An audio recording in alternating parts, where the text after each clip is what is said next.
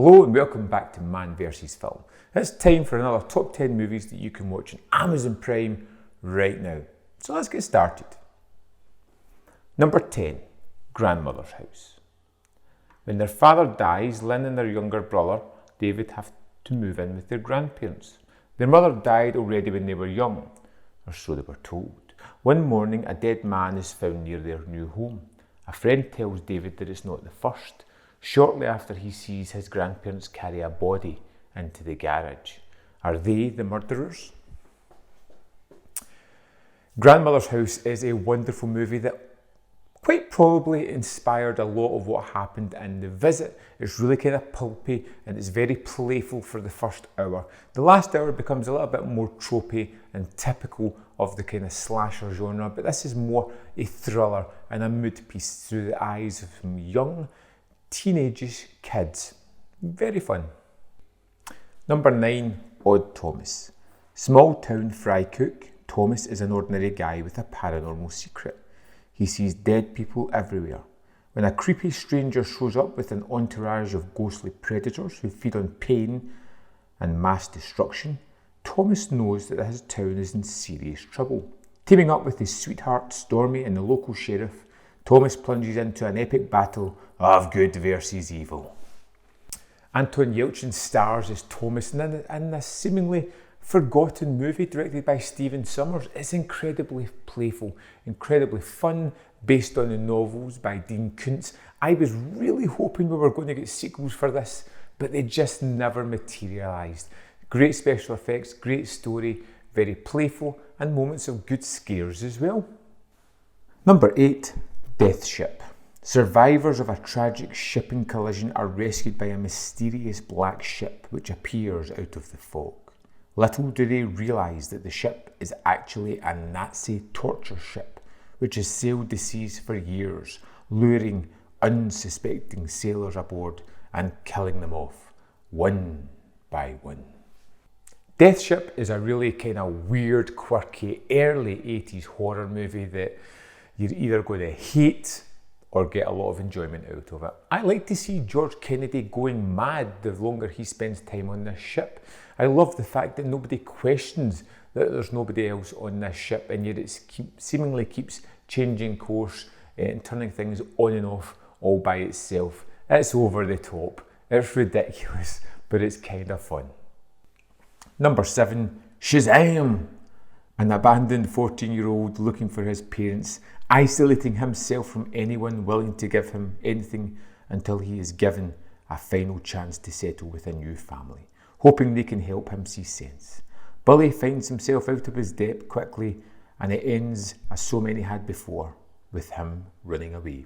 But this time he runs into a powerful wizard and must take the mantle of Shazam, leaving him with a confusing face, a confusing body, even more confusing powers, and no one to turn to but his foster family. I really enjoy Shazam. It plays it for laughs, but it has a lot of superhero tropes in it as well, and it is just fun. I love the special effects and the idea of horror that's kind of etched within this storyline. The performances are outstanding, and it's just one hell of a fun trip. Number 6, Empire Records. A day in the life of the employees of the Empire Records, except this is a day where everything comes to a head for a number of them facing personal crisis. Can they pull through together? And more importantly, can they keep their record store independent and not swallowed up by complete corporate greed? Empire Records is a bit of a strange movie to come at now. It was one of those late 90s indie comedies that just struck a chord with me back when music stores were still a thing. And it's just got a wonderful cast of characters. It's one day in the life where everybody's problems just, well, come to a head and need to be solved. The characters are wonderful and a little bit overly quirky, but I like that in this kind of story. And it's just a fun, music-driven movie that is one of those ones that puts a smile on my face. Number 5, Flight of the Navigator. After a mystifying disappearance aboard a spectacular futuristic spacecraft, David Freeman returns to Earth possessing vast, undiscovered knowledge about the farthest reaches of the universe. With these sudden navigational powers, he's able to take the fantastic flying machine anywhere he desires.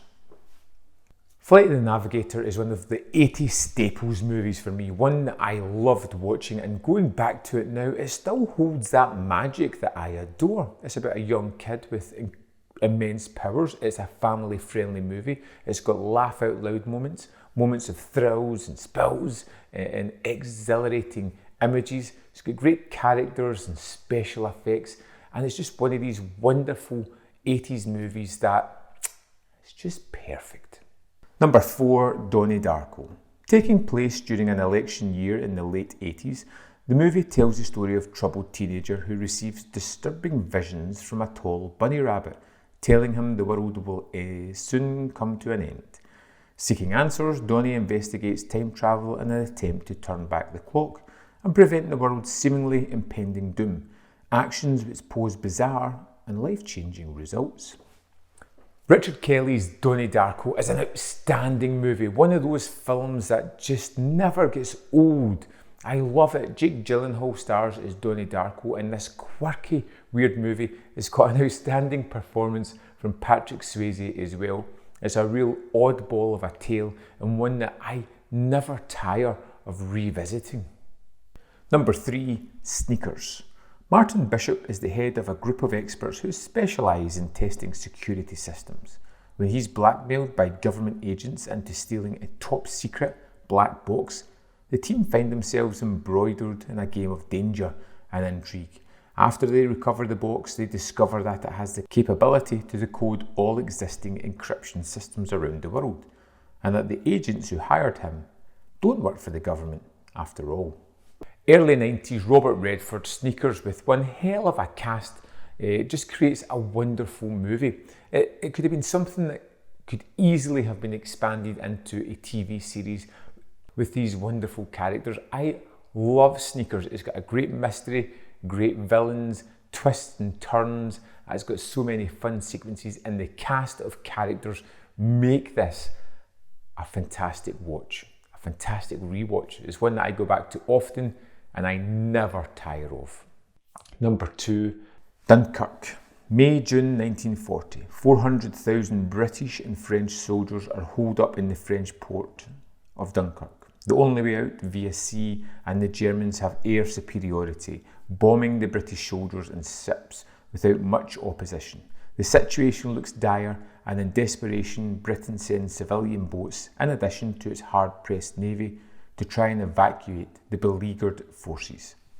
Over the past few years, I've really started to go back to Dunkirk and just love it more and more. It's one of those typical Nolan time-bending movies, but I think this one adds a lot more to it than I initially thought. It's not as cold as I first seen. It's a great broad stroke of the events that happened there. I love the time-bending element of it, and Tom Hardy as the fighter pilot is one of the most captivating characters in the film. It's worth going back to check out again. Remarkably quick and terrific and easy to watch. Dunkirk is just getting better every time I watch it. Number 1, Palm Springs. While stuck at a wedding in Palm Springs, Niles meets Sarah, the maid of honour and the family black sheep. After he rescues her from a disastrous toast, Sarah becomes drawn to Niles and his offbeat nihilism. But when their impromptu trust is thwarted by a surreal interruption, Sarah must join Niles in embracing the idea that nothing really matters, and they begin wreaking spirited havoc on the wedding celebration. Palm Springs is a Groundhog Day time loop movie, and it is incredibly fun and one of the most relatable ones I've ever seen. You get Andy Samberg as the main character, and as we join the movie, the time loop is already happening. We get a shorthand into it, and it's just incredibly fun and engaging, but it has more to it than just, say, a romantic comedy, as it feels like on the surface. And every time I watch this, I enjoy the characters, I enjoy the situations, I love to see the bond that they have, and it's just one of the best movies that I saw last year. This is number 1 for a reason. It's absolutely great and thoroughly recommended.